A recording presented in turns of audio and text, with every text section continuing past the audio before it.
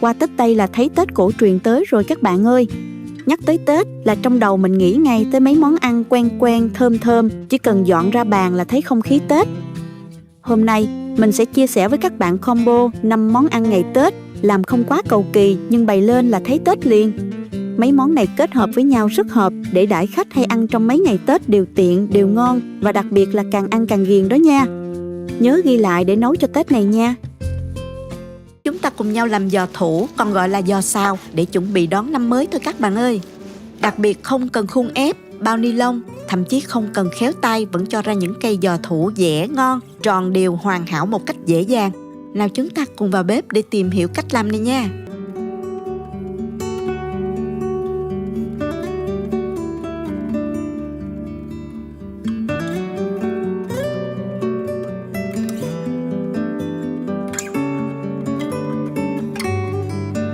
Đầu tiên mình cắt hành tím lát to như thế này.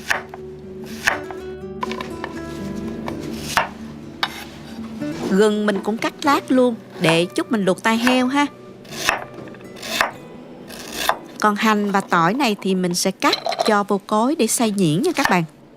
Các bạn cũng có thể băm ra.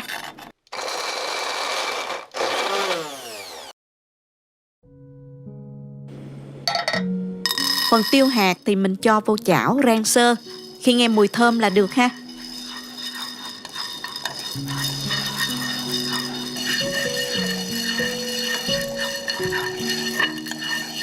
Mình pha sẵn gia vị cho các bạn dễ ướp nè, gồm có nửa muỗng cà phê muối, 3 muỗng canh bột nêm gà, 1 muỗng canh rưỡi nước mắm, 1 muỗng canh rưỡi đường, 1 muỗng cà phê tiêu, nửa muỗng canh bột tỏi, nửa muỗng cà phê bột ngũ vị hương, 1 muỗng canh rượu mai quế lộ hoặc là rượu nấu ăn cũng được. Nếu không có cũng không sao nha các bạn.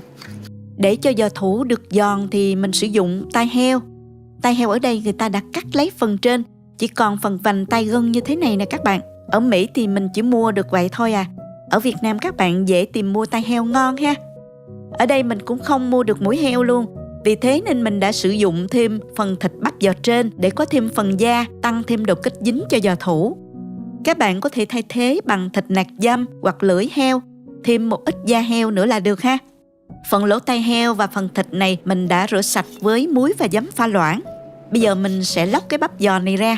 Phần da này mình sẽ luộc chung với lỗ tai heo. Còn cái phần thịt giò này mình cắt thành miếng nhỏ để chút mình xào chung với tai heo ha. Các bạn có thể thay thịt giò này bằng thịt nạc vai, nạc dăm, nạc lưng hoặc là lưỡi heo tùy thích nha. Mình cắt miếng nhỏ vừa như thế này ha.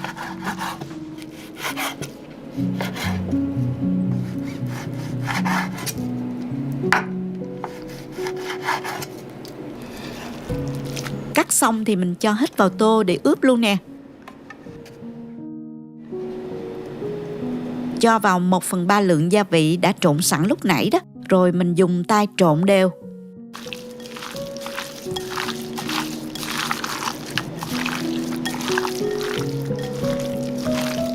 Trong khi chờ thịt thấm, mình sẽ đi luộc cái tai heo này nha các bạn. Cho nước nóng vào nồi nè, rồi mình cho tai heo vào, cho hành tím, quế, hồi vào cho thơm.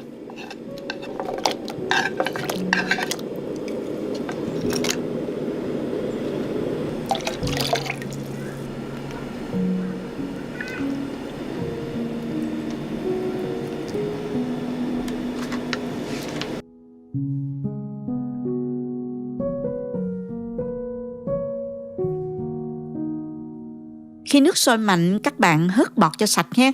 Xong rồi hạ lửa trung bình và mình luộc cho tai heo mềm nha. Sau 30 phút mình dùng đũa xăm thử phần dày nhất của tai heo. Mềm rồi các bạn, mình vớt ra cho vào thau nước lạnh để tai heo săn lại và không bị đen ha.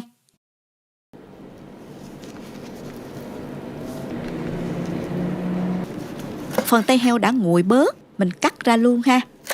Cắt to to một chút để tai heo được giòn hơn nha các bạn.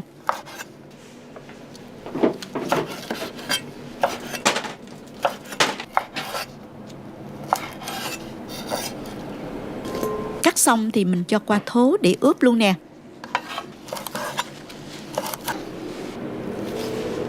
Mình cho hết phần gia vị còn lại vào đây.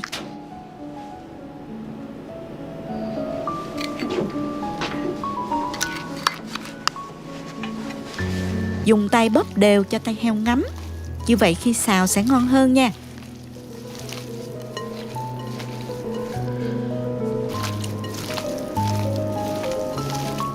Nấm mèo mình ngâm nở và rửa sạch. Xếp lại và cắt dày khoảng 1 cm như thế này.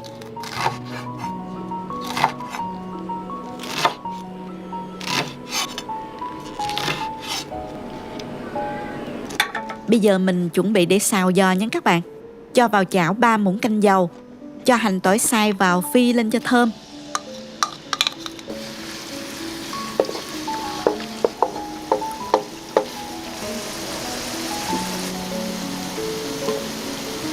Khi thấy hành tỏi săn lại và hơi chuyển vàng là được nha. Mình đừng có để cháy nha các bạn. Vàng nhẹ như vậy là được rồi nè. Mình nhanh tay cho thịt đã ướp lúc nãy vào xào với lửa lớn.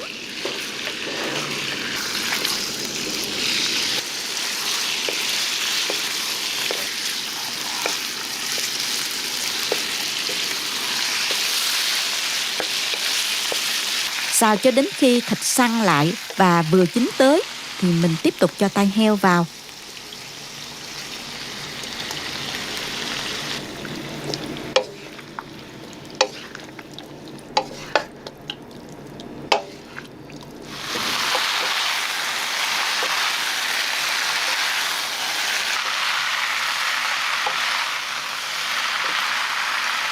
Tiếp tục xào khoảng 10 phút.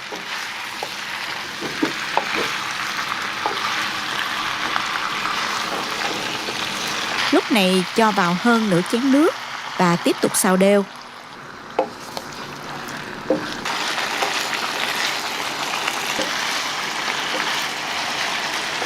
Khi trộn cảm thấy nặng tay là tai heo bắt đầu ra nhựa rồi đó các bạn. Mình cho nấm mèo vào sau cùng và mình xào thêm 5 phút nữa cho nấm chín nha.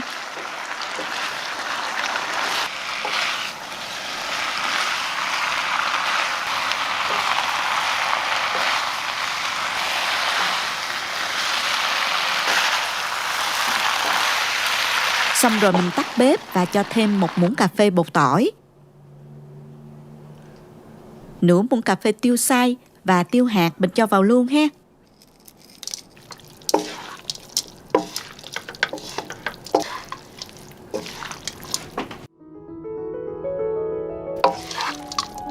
Bây giờ mình gói chả nha các bạn. Hôm nay mình dùng 2 cái ống này để làm nè. Mình tận dụng bao bì đựng bánh snack khoai tây đó, làm rất là dễ luôn các bạn.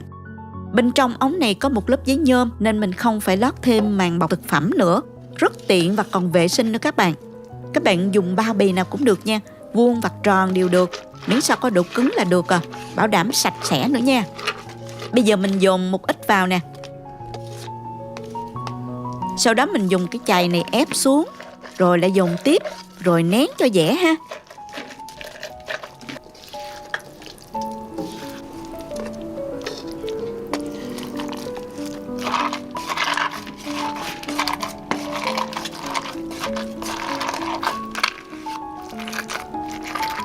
Đến khi nào đầy ống rồi thì mình dùng một cái miếng ráp nhựa bọc lại và đậy nắp lại.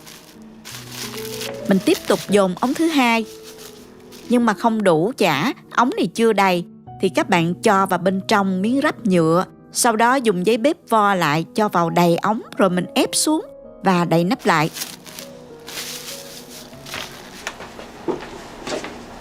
Dùng vật nặng mình đè lên trên. Vậy là xong rồi. Mình cho vào tủ mát chờ 4 tiếng sau là dùng được nhé các bạn.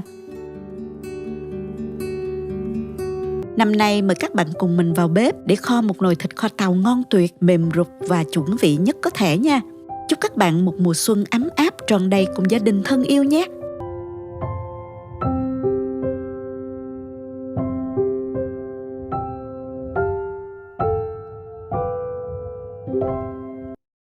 Để kho được nồi thịt ngon, khâu chọn thịt cũng khá quan trọng đó các bạn. Nên chọn thịt ba rọi rút sườn là ngon nhất nha. Lợi thế là nhờ cọng sườn bên trên được rút ra, nên phần thịt dày và có nạc nhiều, ăn sẽ đỡ ngán hơn thịt ba chỉ. Khi cắt ra cục thịt lớn, trông sẽ đẹp mắt hơn, bảo đảm tính thẩm mỹ khi bày mâm cỗ trong ngày Tết. Thịt này mình mua họ đã cắt sẵn ra như thế này rồi nè các bạn. Ở Mỹ thì mình khó tìm mua được miếng thịt vừa ý lắm. Mình nghĩ ở Việt Nam rất dễ tìm mua ha các bạn. Các bạn dùng muối chà đều lên phần da và dùng dao cạo thật kỹ nhé. Sau đó thì mình rửa qua nước muối và giấm pha loãng, rồi mình rửa lại cho thiệt là sạch nha. Bây giờ mình cắt thịt thành từng miếng vuông hoặc là chữ nhật tùy ý nha các bạn. Đối với khổ thịt này, mình cắt khoảng 5 đến 6 cm là được ha. Cắt như vậy nè các bạn. Thêm khâu sơ chế nữa là trụng thịt, cho nước sôi vào nồi trụng cho nhanh ha. Cho thịt vào trụng trong 1 phút là được nha.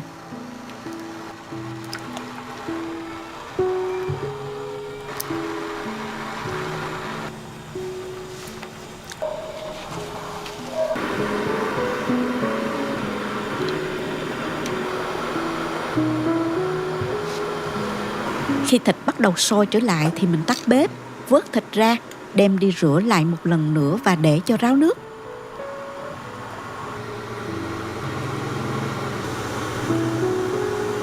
Trước khi ướp thịt thì mình cắt hành cho vào cối nè.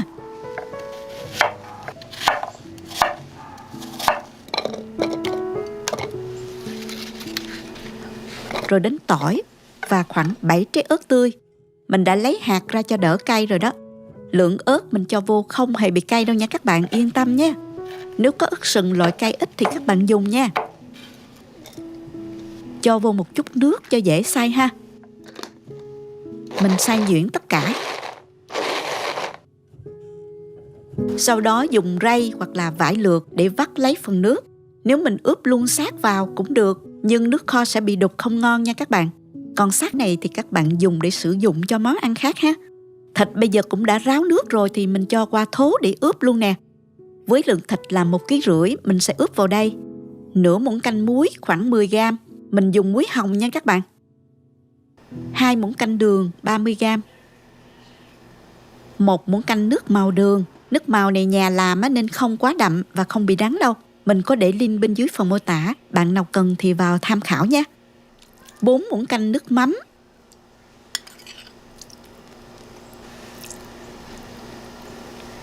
3 muỗng canh nước hành, tỏi, ớt.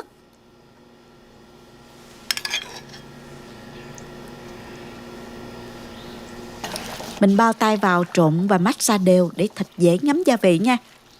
Thường thì kho thịt truyền thống mình không sử dụng bột nêm nha các bạn. Ngày xưa chưa có bột nêm, mẹ mình kho muối với nước mắm vẫn ngon nha các bạn. Cứ sau 15 phút thì các bạn trộn lên để thịt ngấm gia vị đều ha. Mình xếp thịt qua nồi để kho luôn nè.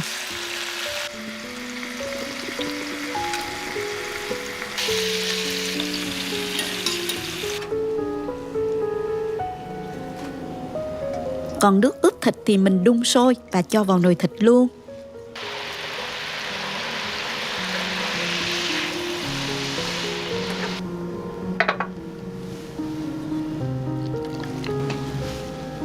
Kế đến thì mình cho vào 1 lít nước dừa và 800 ml nước. Tiếp tục mình cho vào 2 củ hành tím và khoảng 5 tép tỏi để nước kho được thơm hơn.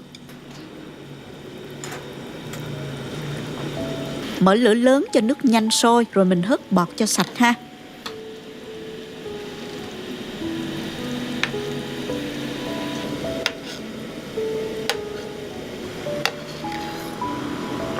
Nêm vào đây 4 muỗng canh nước mắm ngon khoảng 60 ml. Mình dùng nước mắm Phú Quốc loại 30 độ đạm đó các bạn.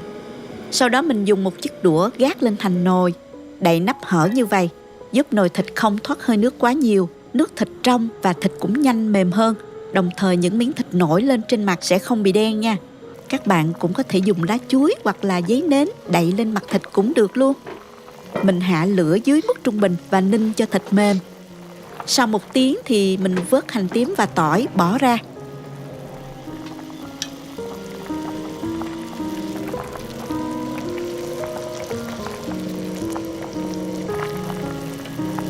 Trứng mình đã luộc và bóc vỏ sạch rồi. Mình cho vào lúc này để tiếp tục kho chung nhé các bạn.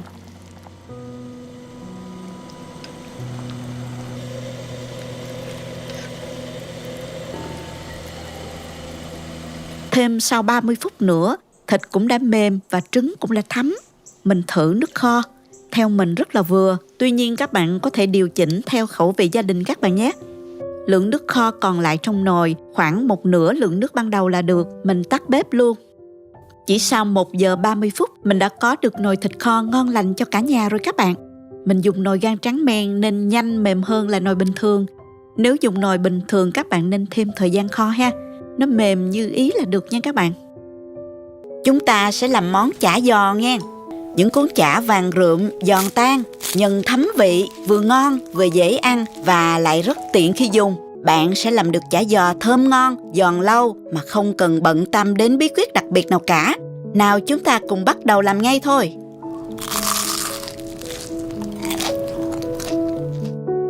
Mời các bạn tham khảo những nguyên liệu cần có để thực hiện món này.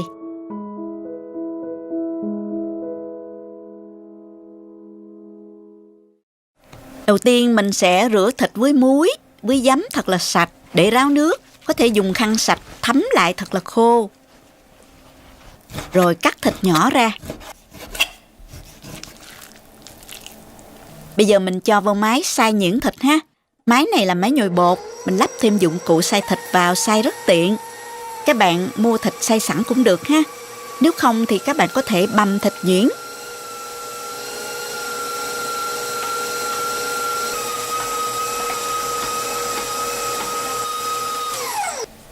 Tôm thì mình bóc vỏ, rửa sạch và cũng lau thật khô nước nha.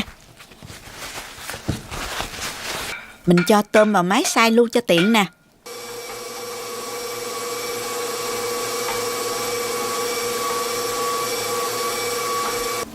Bây giờ mình băm hành tỏi để ướp ha. Cắt hành tím và băm nhỏ ra.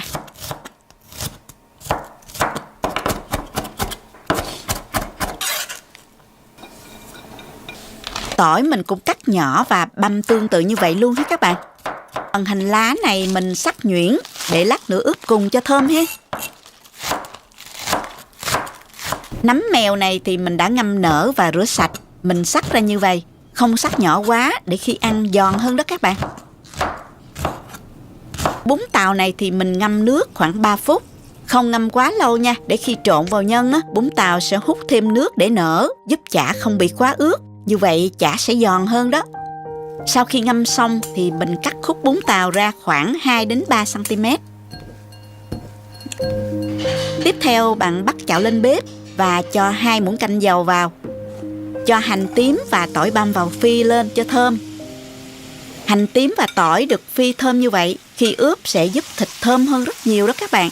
Đồng thời, hành tím và tỏi được làm chín sẽ bảo quản được lâu hơn và ít bị thay đổi mùi như khi ướp hành tím sống. Phi thơm hơi se mặt là được, không cần phi vàng nha các bạn. Mình bắt đầu ướp thịt luôn nè. Cho thịt vào tô lớn để dễ trộn ha. Cho vào 1 muỗng canh rưỡi bột nêm gà.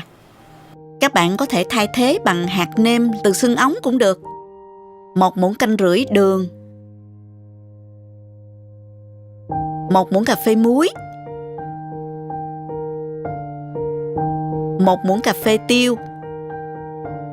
Và cho hết hành tỏi phi vào luôn. Phần hành lá sắc nhuyễn. Trộn thịt lên cho đều. Mình để đây cho thịt ngấm gia vị ha. Khoai môn này á, mình dùng dụng cụ bào sợi này để bào nó ra. Sợi ngắn khoảng 3 đến 4 cm là được. Các bạn có thể sắc sợi tùy thích nha. Cà rốt thì mình cũng bào tương tự như vậy luôn nha. Các bạn có thể thay thế bằng củ sắn nếu thích. Nhưng nhớ là vắt nước cho thật là khô, vì củ sắn rất nhiều nước.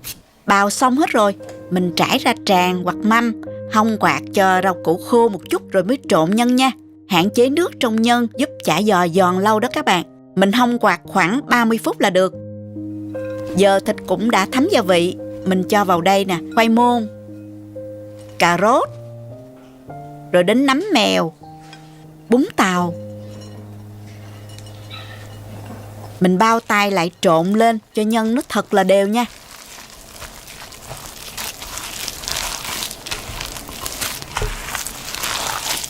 Như vậy phần nhân đã chuẩn bị xong hết rồi. Mình tiến hành cuốn chả luôn nha các bạn. Mình sử dụng bánh tráng loại này nè, có độ dẻo, rất là dễ cuốn. Chả giò thì màu vàng đều và đẹp và giữ được độ giòn rất lâu. rất thích hợp để làm chả cho các buổi tiệc và làm mâm cỗ Tết. Nếu ở Mỹ các bạn tìm mua loại này ở các chợ châu Á sẽ có, còn ở Việt Nam thì bạn tìm mua ở các chợ hoặc siêu thị nha. Mình lấy ra khỏi tủ đá 30 phút trước khi cuốn chả nha. Và mình tháo ra từng bánh để sẵn để thao tác cho nhanh ha. Các bạn nhớ phủ khăn che lại để bánh không bị khô nha. Cho 1 muỗng cà phê bột mì vào chén.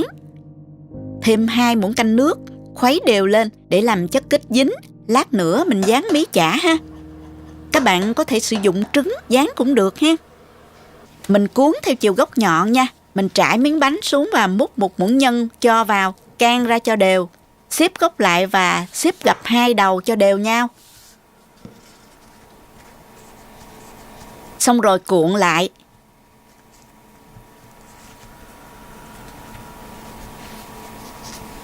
Dán mí cuối cùng cho chả không bị xúc ra.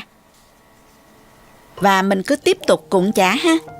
Khi quen tay rồi á, làm đều và nhanh lắm đó các bạn. Cuộn chả vừa phải, đừng cuốn to quá, mất thẩm mỹ và cũng giảm giòn nha các bạn.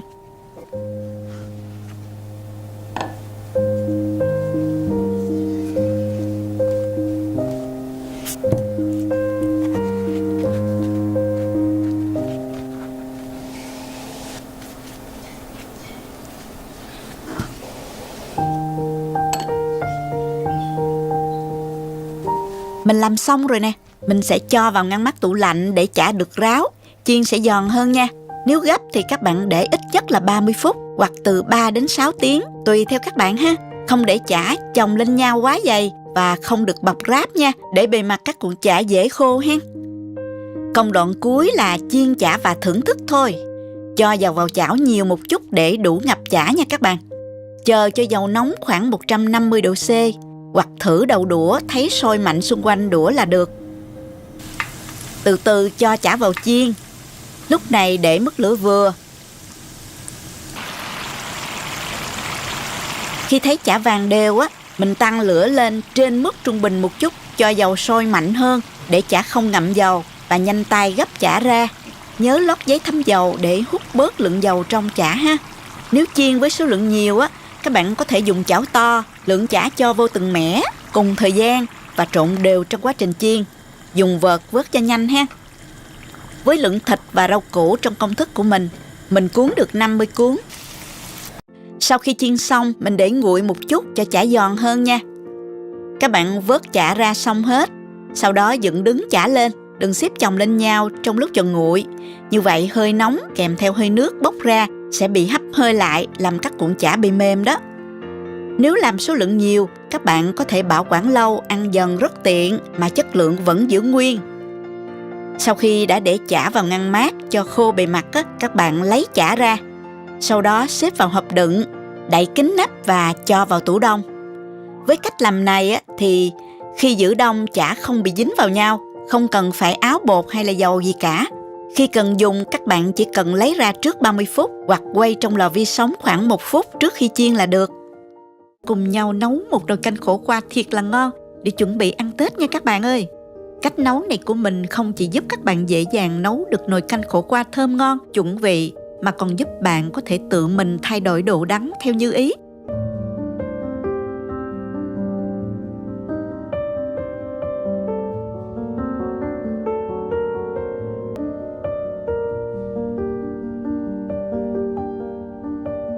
Mình dùng 20g nấm mèo khô đã ngâm nở và rửa sạch.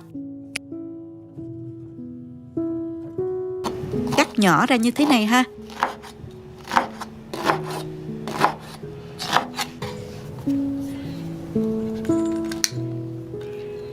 Dùng thêm một vắt bún tàu 25g.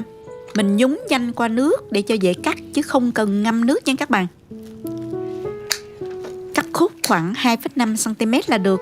Để hầm 1,6 kg khổ qua, mình dùng ở đây là 800g lượng nhân là được hết các bạn.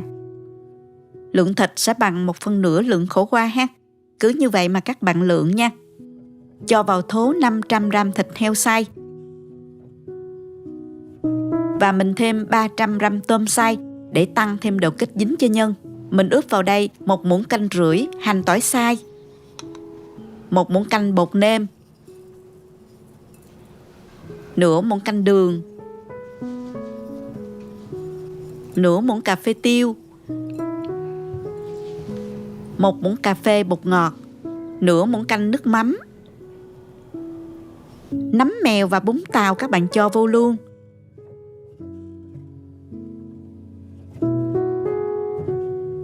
Trộn đều lên.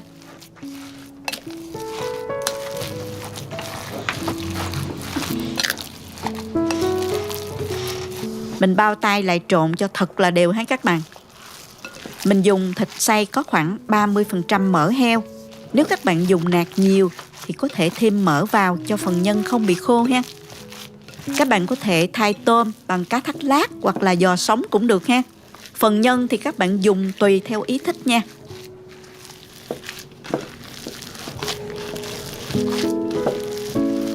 Mình để ở đây chờ thấm và đi sơ chế khổ qua nha.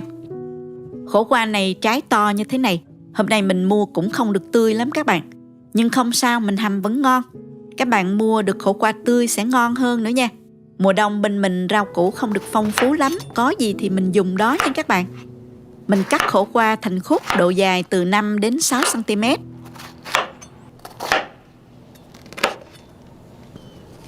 Rồi dùng cán muỗng sắn lấy cái phần ruột ra.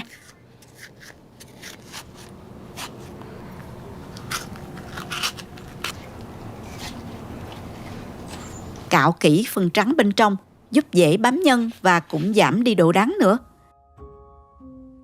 Dễ dàng ha các bạn.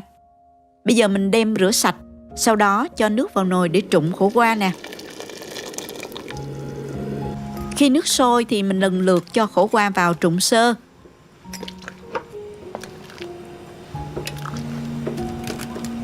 Mình đảo nhẹ trong 1 phút là được.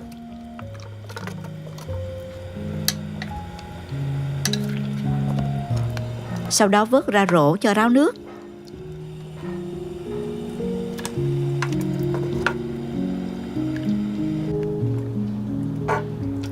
Tiếp theo mình nhồi khổ qua luôn ha. Cho thịt vào nè, ém xuống cho dẻ để không bị súc nhân khi hầm nha. Xong rồi mình thoa một ít nước mắm ở hai đầu là được ha. Rất dễ phải không nè?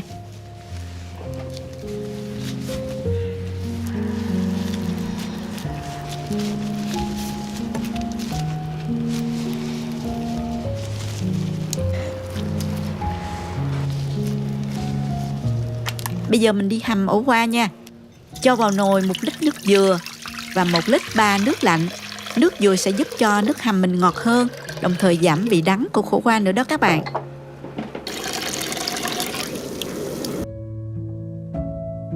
Mình thêm một ít gia vị vào trong nước này. 1 muỗng canh vung bột nêm, mình dùng bột nêm gà. 1 muỗng cà phê muối. Khi nào hầm xong mình sẽ điều chỉnh cho vừa ăn ha các bạn. Các bạn chú ý chỗ này nha, để điều chỉnh độ đắng như ý nè. Nếu bạn thích ăn đắng thì có thể dùng hoàn toàn bằng nước lọc. Hoặc các bạn có thể dùng nước hầm xương thì càng ngon. Nếu thích ít đắng hơn thì tăng lượng nước dừa lên và giảm phần nước lọc lại. Đơn giản vậy thôi.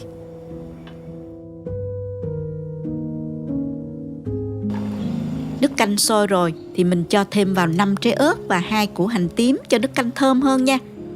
Ớt sẽ làm giảm đi vị đắng của khổ qua, đồng thời giúp cho nước canh mình thơm hơn chứ không bị cay đâu nha các bạn. Các bạn cứ yên tâm.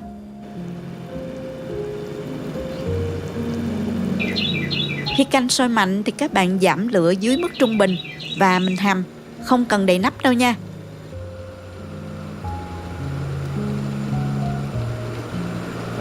Xin thông báo đến tất cả khán giả yêu thương. Hiện nay kênh TikTok chính thức của mình là Cô Ba Bình Dương Channel và Facebook chính thức là Cô Ba Bình Dương Channel bí quyết nấu ăn. Những kênh có tên nhại theo lấy danh nghĩa và video của mình cắt xén để re-up đều là giả mạo.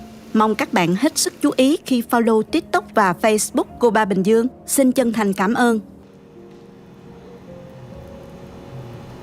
Sau 40 phút thì khổ qua đã mềm rồi các bạn. Mình vớt hành tím bỏ ra và nêm lại cho vừa ăn. Mình nêm thêm vào nửa muỗng canh bột nêm, 1 muỗng canh nước mắm, 1 muỗng cà phê bột ngọt. Một lưu ý nhỏ, nếu mà dùng hoàn toàn bằng nước lọc thì các bạn nên nêm thêm đường ha. Khuấy đều lên và thử lại. Mình thấy rất vừa, Tuy nhiên các bạn có thể nêm nếm lại theo khẩu vị gia đình các bạn nhé. Cho hành lá nè.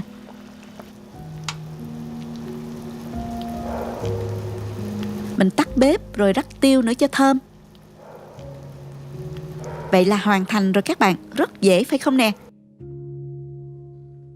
Trong các loại mứt, mứt dừa là loại mứt phổ biến nhất trong ngày Tết.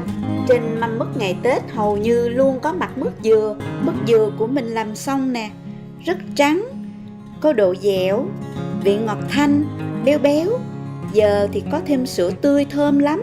Nào các bạn cùng làm với mình nha. Các bạn nhìn nè, vỏ dừa rám là nó có xơ nhiều dai như vậy nè, nhưng vỏ bên ngoài vẫn còn xanh nha. Nhưng mà nó không xanh mướt như là dừa uống nước của mình. Dừa này mình chặt ra lấy nước nè, cơm dừa bên trong nè, cứng, có độ dẻo vậy nè. Mình có thể dùng cán muỗng để lấy cơm dừa ra dễ dàng. Các bạn nại từ từ xung quanh, phía trên trước, rồi nại sâu vào trong nhiều hơn. Khi mà mình nại sâu vào trong thì cơm dừa tách ra rất là dễ dàng. Mình làm khéo thì cơm dừa sẽ không bị bể. Rồi mình bào sợi. Các bạn có thể chọn dụng cụ bào tùy thích nha. Mình dùng cái dao bào này, tuy nó cũ rồi nhưng mình xài nó quen rồi. Xưa giờ mình vẫn dùng cái bào này á các bạn. Vì dừa của mình nó hơi non á, và cơm dừa nó hơi mỏng, cho nên không đủ độ cứng để mình bào sợi dài. Mình sẽ bào như vậy nè. Sợi nó cũng dài nè, không dụng là được nha các bạn. Phần nào mà nó non quá đó, nó hơi mềm mình không bào được, thì mình dùng dao mình cắt sợi hơi dày hơn bào một tí.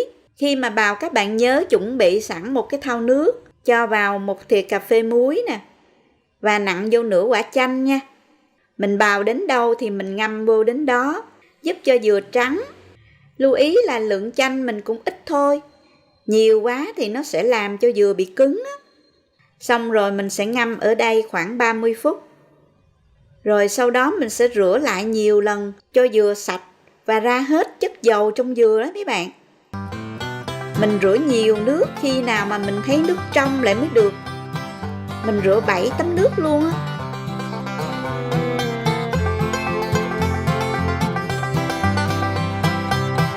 Và công đoạn kế tiếp là mình trụng qua nước sôi nè. Mình trụng để lấy đi bớt cái lượng dầu trong dừa. Nước bắt đầu sôi nè, mình cho hết dừa vào trộn đều khoảng 5 phút. Nếu mà dừa rám cứng hơn các bạn trụng 10 phút. Vì dừa cứng hơn thì cái lượng dầu nó nhiều hơn đó các bạn. Xong rồi mình vớt ra và ngâm trong nước lạnh khoảng 1 giờ cho dừa được ra hết chất dầu. Rồi mình rửa lại vài lần nữa, khi thấy nước trong lại là được.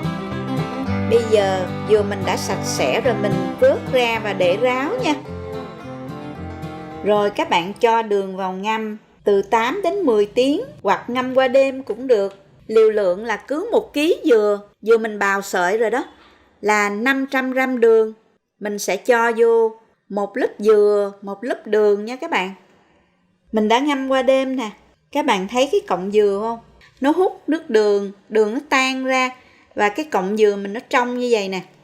Khi mà thấy dừa hút toàn bộ nước đường và cọng dừa trong lại, rồi mình đem lên sên. Rồi bây giờ mình sẽ chia cái dừa này ra làm hai. Như vậy sẽ dễ sên hơn á các bạn. Khi chia lượng đường các bạn cũng chia đều luôn nha. Mình dùng một cái chảo. Chảo cũng phải có cái độ dày một chút, sẽ dễ kiểm tra được cái nhiệt độ trong quá trình mình sên, giúp cho nhiệt độ không quá cao, dừa cũng như đường mình nó không bị cháy vàng nha. Khi mà mình thấy nước đường sôi lên, mình hạ lửa nhỏ vừa, và lúc nào cũng phải đảo đều tay. Đảo nhẹ nhàng thôi, để cho những sợi dừa mình nó đừng có bị gãy á.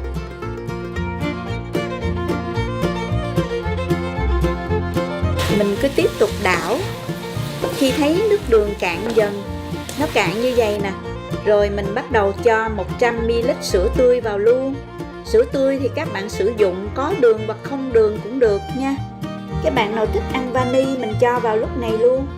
Mùi sữa bốc mùi lên thơm quá các bạn ơi. Rồi bây giờ mình tiếp tục đảo đều tay.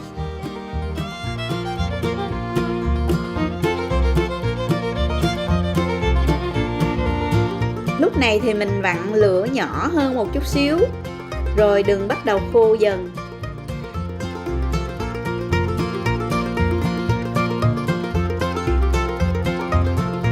Mứt dừa này nó cũng dễ nhưng mà nó cũng khó nha mấy bạn.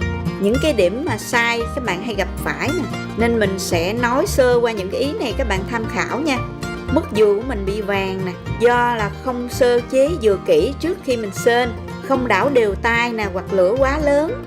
Các bạn không được nóng vội, mình sên từ từ rồi đường nó sẽ kết tinh thôi. Chứ nếu mà mình thấy lâu quá thì mình bật lửa to là nó sẽ bị cháy. Thứ hai là đường nó không có kết tinh được. Lý do là các bạn chọn dừa già quá, khi mà sên thì cái lượng dầu nó sẽ ra và làm cho đường không kết tinh. Và còn một điểm nữa là các bạn sử dụng màu trái cây á, trái cây nó bị chua thì cũng làm cho đường khó kết tinh. Ở đây mình để cái video này dài á, trong cái giai đoạn mà mình sên mứt á, để cho các bạn nào mà mới làm lần đầu tiên các bạn nhìn thấy cho rõ, để các bạn thấy khi mà mứt nó kết tinh, đường nó kết tinh, nó bong lên đó các bạn nhìn thấy cho rõ nha. Cái thời gian sên mứt á là mình sên cho một mẻ dừa nửa ký là khoảng 25 phút á. Nếu mà các bạn sên nhiều hơn thì cái thời gian nó sẽ nhiều hơn nha các bạn.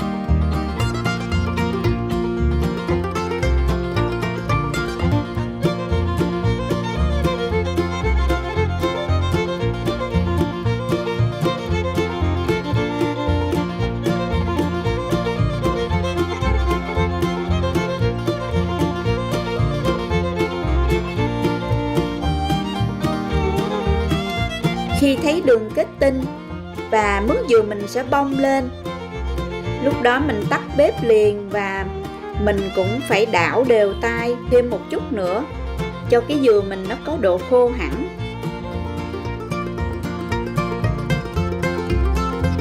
Rồi xong rồi nè, bây giờ mình đổ dừa ra nè. Khi mà nguội thì dừa nó sẽ khô thêm một chút nữa. Các bạn cũng có thể hong sơ dưới nắng cũng được. Thơm quá, dừa rất là trắng luôn á. Sữa tươi á mấy bạn, giúp cho dừa thơm và trắng hơn đó mấy bạn. Thành công rồi nè các bạn ơi, thành phẩm của mình đây.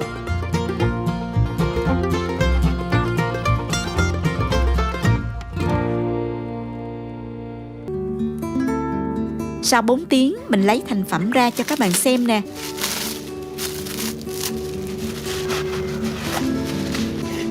Mình mở nắp ra, cắt đầu bên này, sau đó mình dùng một cái chày đẩy ra rất là dễ dàng luôn.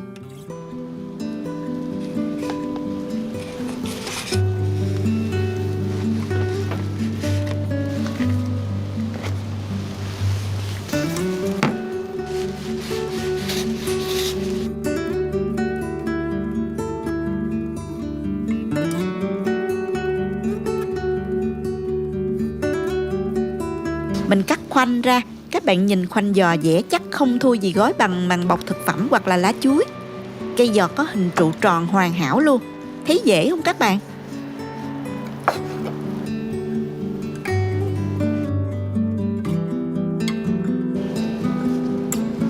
Mình ăn thử nha. Chả thơm, rất giòn, vị vừa vặn lắm. Có thể chấm thêm với muối tiêu chanh cho đậm đà hơn. Ăn kèm với dưa món, kim chi hoặc các loại dưa chua đều ngon và hấp dẫn. Các bạn nhìn có hấp dẫn chưa nè?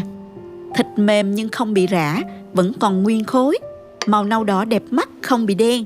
Mùi rất thơm đặc trưng của thịt kho tàu.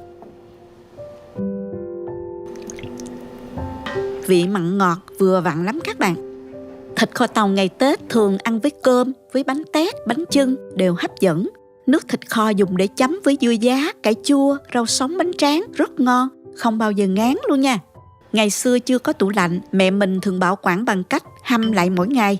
Vì thế nước bị đậm màu, dễ bị mặn, thịt bị đen và quá rượu dễ ngán lắm. Giờ có tủ lạnh rồi, khi kho xong chờ nguội hẳn, các bạn cho vào từng hộp đầy kín, cho vào ngăn mát tủ lạnh. Khi ăn múc ra phần đủ dùng và quay lại trong lò vi sóng khoảng 3 phút là thịt ngon như mới luôn. Bây giờ chúng ta cùng xem thành phẩm và thử nha.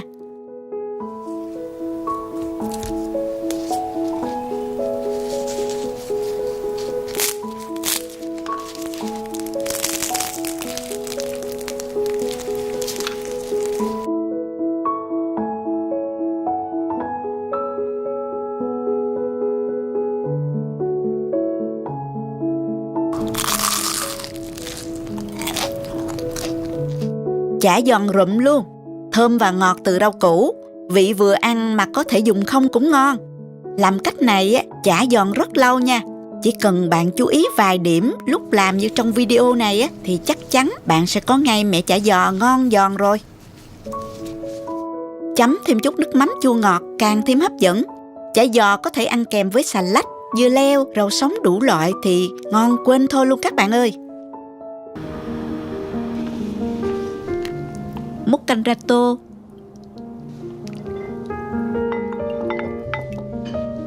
Rắc thêm hành lá và tiêu nữa. Mình dùng thử nha các bạn. Nước canh trong, vị vừa vặn, khổ qua mềm không quá đắng, dễ ăn, phần nhân bên trong dễ chắc nhưng không bị khô. Vị ngọt từ thịt và tôm, giòn của nấm mèo và bún tàu rất là hấp dẫn. Cách bảo quản đi, khi hầm xong đó, chờ nguội thì các bạn cho vào ngăn mát tủ lạnh. Khi ăn các bạn múc ra rồi quay lại trong lò vi sóng khoảng 2 đến 3 phút là canh ngon như mới luôn. Mình ăn thử nha.